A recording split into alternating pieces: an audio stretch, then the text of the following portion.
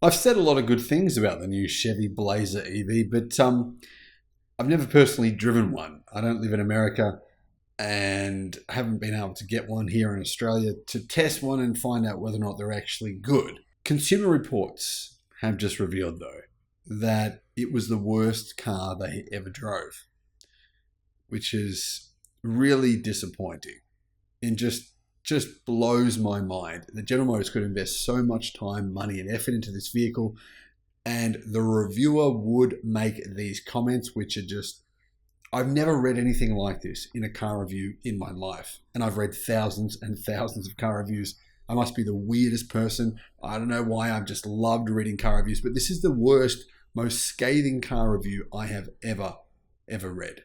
Hello, my friends. Welcome to the channel.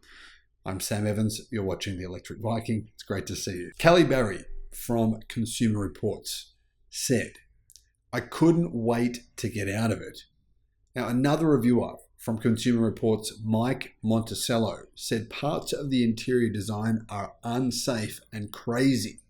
Talk News says that these are words most reviewers never use when talking about new cars, let alone new cars that cost up to well, in fact, even more than $60,000, depending on the model. Now, apparently the biggest slight of all is the built-in Google. General Motors has decided to abandon their Android Auto and Apple CarPlay, which obviously is in most cars today. I have it in my car.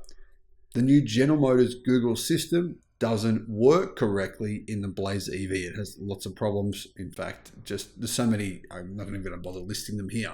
The screen of the vehicle apparently flashes off and on and does not allow the operator to input destinations. This was reported on by numerous reviewers, by the way. The video goes into detail saying why the Google built-in is inferior to Android Auto and Apple CarPlay. And they say that you have to keep logging into downloaded apps. There's just numerous problems.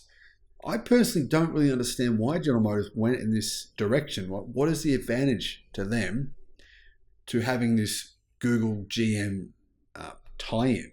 Why not just stick with what was working before? I don't really understand it.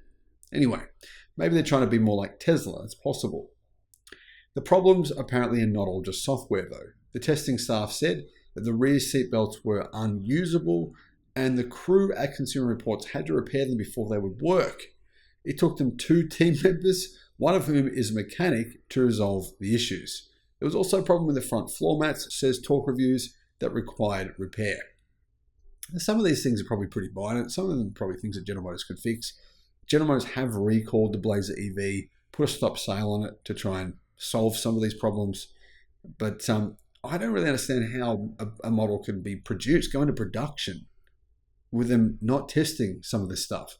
I mean, if this was a Tesla car, it would be torn to shreds. There would be like thousands of videos.